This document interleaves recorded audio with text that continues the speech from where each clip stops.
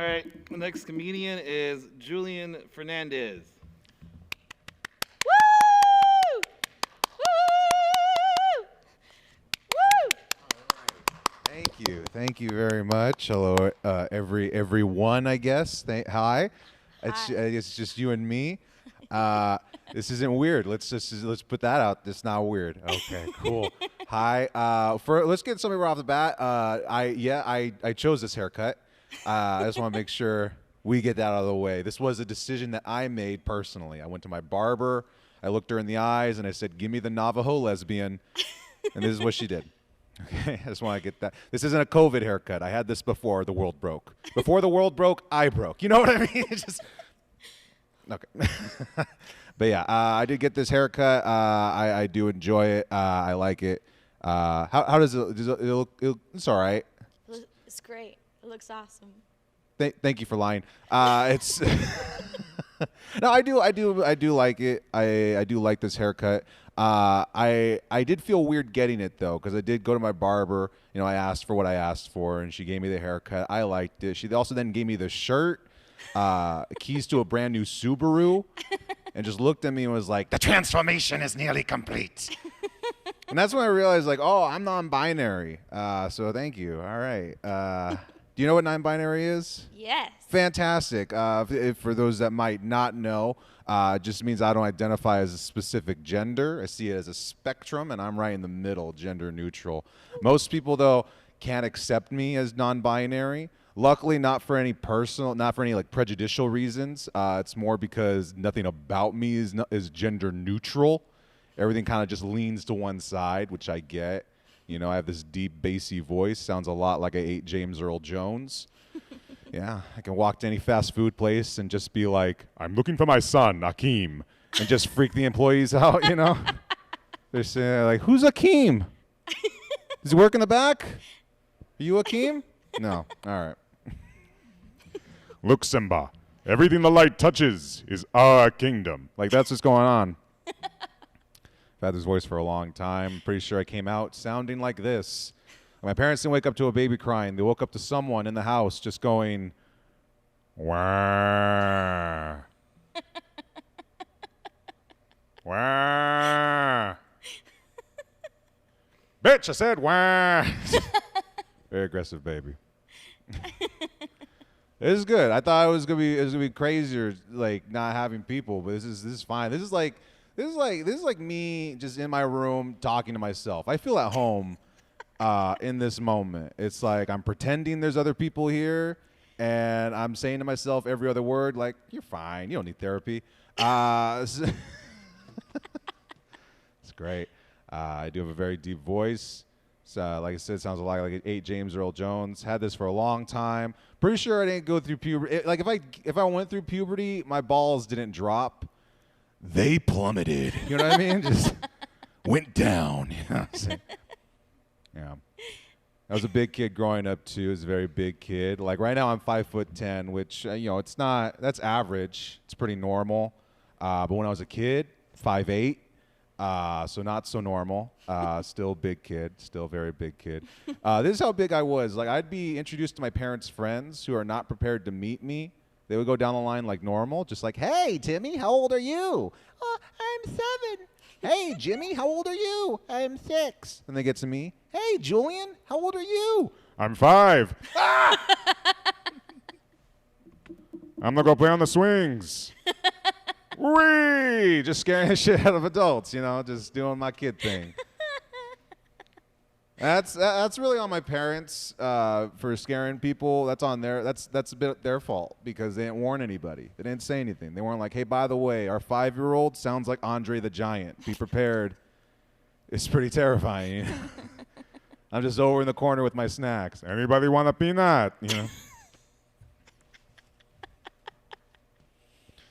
Oh man. Like I said, I was a big kid, so I'd meet after they're done shitting their pants. They'd come up, be like, "Hey, so what are you majoring in?" "I'm 8. Like I don't coloring, the alphabet. I don't know. What do you want from me, sir?" Oh man. But I don't. I was thinking a lot about it. about being non-binary and everything, I was trying to think, like how long have I felt this way? How long have I felt like because here's the thing, like I'm aware of what I look like. Anatomically and biologically, I'm built like a man, but in my heart and soul is more like a Diane. You know what I mean? Just like a militant butch lesbian on the inside that just wants to come out, I was trying to think, I was like, how long have I felt this way? Have I felt this way since I was a kid or when I was in high school or in college? Or is it just recently? I've realized it was actually ever since I was a kid. Small kid, too. Because when I was a kid, like, some little boys, they had, like, their role models. They had The Rock and whatever he was cooking. Brother, they had the Hulkster. Or maybe they had Stone Cold Steve Austin. They had a like a wrestling hero, an action movie star that they loved. Arnold. They had all these like big actiony dudes that were their icons. Me, my icon was Rosie O'Donnell. Just as lesbian can get right there. Because if you were a kid, especially if you were like a little boy in the '90s, like Rosie O'Donnell was the shit. She like from 1996 to 2002 just was the Kids' Choice Awards. She was in all these kids' movies. And in 1999, did I go see Disney's Tarzan specifically because she was voicing a gender-ambiguous gorilla? You're goddamn right I did. She was my idol, my icon. And I grew up, and Rosie O'Donnell was like that cool auntie that people used to, and not like an aunt or an aunt, an auntie. She'd come over, everyone's like, yo, Auntie Rosie's here. Yo, what's up, kids? Y'all want some fireworks? Yeah, Rosie, let's get some fireworks. Yo, Auntie Rosie's so fucking cool. Man, why isn't she married? And then you got older and you're like, oh, that's why. I get it. Okay. Okay, I get it now. But like I said, like being non-binary is pretty tough for me because I nothing about me is gender neutral. Everything about me is pretty male oriented, especially the voice. I'll say the worst thing. I don't want to shit too much on my voice either because I love it. It's a great voice to have. It could be worse. I could have like a oh boy, ha, gosh, little Mickey Mouse voice. Ha. I could have that, and that could be much worse. Or it could be even raspier. It could sound like I'm Harvey Firestein, just trolling for dick. I don't know.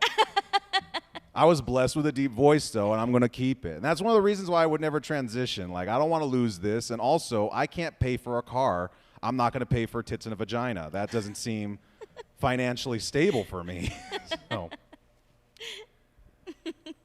But thinking about it, though, like with my voice and everything, I do really love it. I do appreciate it. I'll say the one downside to having a deep voice is I also have a very deep laugh, or what I like to call a villain laugh. You laugh like you know what I'm talking about because you probably do. It's that laugh you hear like in the middle of a movie when the villain's in the shadows and all you hear is that's my laugh. Like it's terrifying. Like you had a shocked face on right now. Like you heard it and you're like clutching your purse even closer. It's not a good laugh. Nobody else is like, oh, listen to that. Everyone's like, oh my God, listen to that. I do have fun with it. I have fun with my laugh, like every now and then. Not like now, but like when the world was normal. I would leave like a comedy club late at night. Usually I'd park in a parking structure and I'd go to my car. And like I said, it's late at night. Sometimes there might be someone ahead of me by themselves walking, and I'll hide. In the shadows, all they'll hear is, and then they start running. Oh my God! It's so funny. I mean, for me, it's just me laughing. It's the only one. I'm the only one enjoying it. I do enjoy it. When I finally realized like how like when my voice finally settled, like I was like super excited to like use it for hopefully good, but usually evil. I was super excited to utilize it because my dream job was always to be like a movie trailer voice, like that guy in a world. One man, one destiny. I wanted to be that guy. And I do mean that guy, because I don't know if you know, there used to be a time when it was just one dude doing all those trailers. Just one guy, in a world, All those trailers just done by one guy. Look him up, Don LaFontaine. First off, kick-ass name. It needs a deep voice with that name because you don't go, "Hi, I'm Don LaFontaine. How you doing?" You don't do. You go, "I'm Don LaFontaine." Oh shit! Here's money. Like you don't stress with that voice. But I always wanted to be a movie trailer voice, and that was a dream job of mine. And not too long ago, a few years back, he did pass away, which is sad. But for me, it was a job opening. So I was super, not excited that he died, but I was super excited for the opportunity. No, but I wish I could have worked with him. I came pretty close. I've gotten to work with his daughter, who is really, really cool. She's really nice. I came up to her. I'm like, "Hey, I just want to let you know, your dad is an icon. I really looked up to him, and I love everything that he did." She's like, "Thank you very much." Oh shit, She's like, "Oh, you take after your dad." I do miss going to the movie. Do you miss going to the movie theaters? Yes. Yeah, it's kind of bullshit. Like it's it sucks that we can't go to the theaters anymore. I do miss it. And here, like, before everything shut down, like I was going to movie theaters more regularly, and I was going like during the day, like on a weekday, because I'm not a creeper. I was getting used to going by myself, but I wasn't like going on a weekend at night in a trench coat, like one for the Lego movie, please. I wasn't doing that. I would go like on a weekday, noon, normal clothes, and I would go because like there's not that many people there. And what was cool before everything shut down was that movie theaters were upping their game. So like now you can like pre-select your seat. You don't have to worry about rushing. Say, "This whole row is for me and my friends. My friends are gonna show up. They're gonna be here. You'll see. They're not gonna abandon me this time." You don't have to do that. Now you can pre-select your seats. You know where you're sitting. You're fine. Theaters have bars now, which is fantastic, especially if you have a little hint of alcoholism. You can go get a cocktail, get a beer, get lit. Awesome. The best part is that these theaters started to have lazy boy, like reclining chairs. Yeah, like it's comfortable. Like recline all the way back, take your pants off, enjoy the movie. It's great. I will say there was this one situation that really freaked me out, almost put me off of movie theaters entirely. I went to go see this movie. Doesn't matter what movie it was, but I just went to go see it. I got my perfect seat. Middle row, middle section, middle seat. Perfect. Solid. I got to see everything. Nobody else in my row. And I picked it because nobody else was in my row. And that's how I thought it was going to be. As soon as I got in, maybe me and like 4 other people all spread out throughout the theater, as we should be. And as if like the theater gods heard me, just when the trailers start, this guy just comes in and sits right next to me. Oh my God. I was like, "No, hold up. Give this guy the benefit of the doubt. It's just the trailers. I don't have the seating chart with me. Maybe this whole row just filled up. Maybe like a whole bunch of seats filled up, and this was his only option. I'm gonna give this guy the benefit of the doubt." Movie starts. Nobody else is in the goddamn row, which means this guy. I'm going to point at you for right now because you're there. This guy, no. This guy, that means that this guy saw the seating chart, saw that there was one seat taken in the middle row, and thought to himself, "I'm going to make a friend today." And I was furious. I wasn't going to let it ruin my day. I decided to keep watching the movie. But as the movie kept going, I realized there is absolutely nobody else in the row. I'm uncomfortable. I want to move over a seat. So that's what I do. But before I do, I'm a nice person. I decided for whatever reason to tell the guy. I don't know why I had to, but I did. I look over. I'm like, "Excuse me, sir. Just let you know, I'll move over one seat." And I whispered that. He turns to me. He's like, "Why?" "Because we're not fucking, dude. I don't need a reason to get away from you." So I move over to one seat, and that's not the end of the story, unfortunately. But I move over one seat. The movie keeps going. It's near the end of the movie now. This big reveal happens. Again, doesn't matter what the movie is. Doesn't matter what the reveal is. But I audibly go, "Oh my gosh." Right next to my ear. Right next to my ear. All I hear is this your first time seeing the movie?"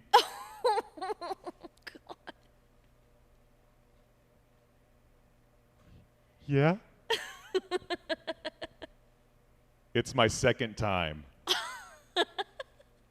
Now, he said that, but what I heard was, you're my next victim. And I immediately shit my pants. I have not, I tell you this story because that was like 4 years ago, and I have not stopped thinking about this man ever since.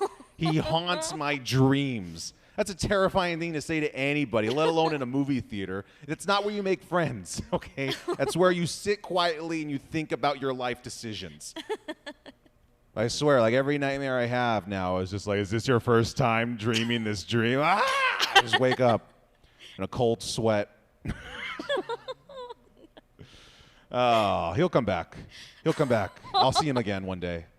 One day. I don't.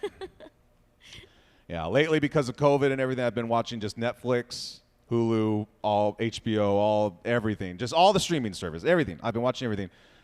This is how quick I got through it. Like now, like I'm not even watching these shows now for entertainment. I'm just watching it to kill time. Yeah. And I'll say this, like Netflix, all these streaming documentaries, they have like great content. One of my favorite things to watch now is documentaries. I don't know if you've just been binging documentaries lately, but they're awesome. Yeah. Okay. Yeah. I mean, and here, like, just to give you an idea, like they have like a whole bunch of selections. You can watch documentaries about murder, about animals, about animal murder. It's great. It's a wide variety. One of my favorite murder animal documentaries is one called Blackfish. Have you seen it? I haven't seen it, but I heard You a lot haven't? about it. You haven't or you have? I have not seen it, but You I've have heard. not. I know it. I'm gonna give you a quick synopsis. Okay. It's all about how SeaWorld mistreats their whales. Right. And it's about this one specific whale in particular, how they mistreat them, and how this whale murdered its trainer during a show. Yeah, crazy. And it's even crazier to think about because they're called killer whales, and they didn't name themselves. We named it. Like, no, not us, but you know, like some Nigel Thornberry dude went to the Antarctic, saw this whale murder a seal, and was like, by Jove, my God, that whale just eviscerated that seal. Oh God, the carnage, the bloodshed. Let's have it entertain children. Let's bring it along. Come on now, let's go.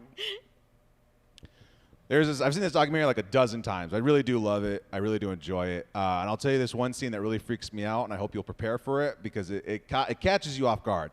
But they're explaining why they keep this murder whale, and they keep him because he has very potent sperm, and they use him for breeding. And there is a quick clip of a team of people just No. Oh my God. just helping this whale out. You know what I mean? Just like they don't give him a magazine and he goes into another room with Porpoise Monthly. They do it manually, and it freaks me. I was like, oh God, whoa, and it makes you think. It makes you really upset because it's like, because of this documentary, SeaWorld has stopped breeding killer whales, which is good news for the whales. Bad news for that team, because now that team has to go find a new job. Like one of these guys, Steve, the whale masturbator, has to go find he has to print out his work resume with his work history, take it to another human being who's going to look at it and be like, oh, I see you worked at SeaWorld. Fantastic. What'd you do there? Oh, no. What is Steve going to say? I worked with the whales. Oh, you trained them?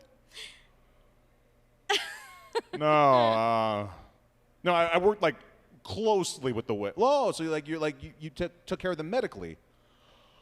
In a sense, yeah, in a sense. And then you start getting those generic interview questions like, hey, Steve, let me ask you, what would you say is like your greatest strength? My wrists? What about your greatest weakness? My aim, could you... What would you do if you found yourself in a sticky situation? I'd probably take a shower, just get it all off me, you know what I mean? All right, well, thank you very much. My name is Julian Fernandez. Thank you all. Or thank you. Bye, everybody. Woo! Woo! Yeah. That's so good. Woo!